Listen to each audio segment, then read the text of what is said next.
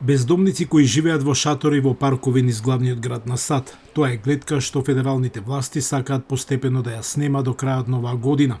Плоштадот Мекферсон е на списокот на локации каде ќе се спроведува регулатива за забрането кампување.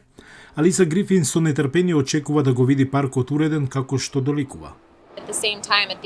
Тоа е во ред, но во исто време на сметка на тие луѓе кои немаат каде да одат не е решение.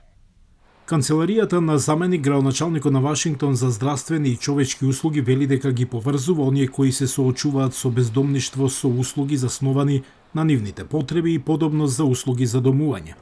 Даниел Кингери, кој се пресели во паркот Мекферсон од друг парк во 2020 година, вели дека расчистувањето на камповите е погрешна стратегија и многу жители само ќе ги менуваат локациите. Тоа е циклус што владата продолжува да го прави да изгледа како да прави нешто. Тие ќе расчистат оваа област, а бездомниците веднаш потоа ќе заминат на друга локација. Минатата година американската влада пресмета дека речиси 600.000 луѓе се соочуваат со бездомништво низ целата земја. Кели Андреа, која раководи со центарот во Џорџтаун, вели дека трајното решение бара холистички пристап.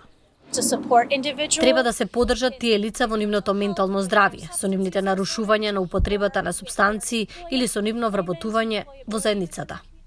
Алексон во 2020 година бил бездомник. Откако решил да побара помош, сега има свој стан и е вработен. Го гледам тоа од перспектива на емпатија и сочувство и можност да им подадам рака за помош на поединците кои се бездомници, а можеби и да ги водам кон вистинските ресурси. Зголемувањето на достапните станови заедно со обезбедувањето здравствена заштита, обука за работа и правна помош се меѓу стратегиите на кои администрацијата на Бајден се обидува да го намали бројот на бездомниците за 25% во следните 2 години. Градоначалничката на Вашингтон вети дека ќе стави крај на бездомништвото во областа до 2025 година.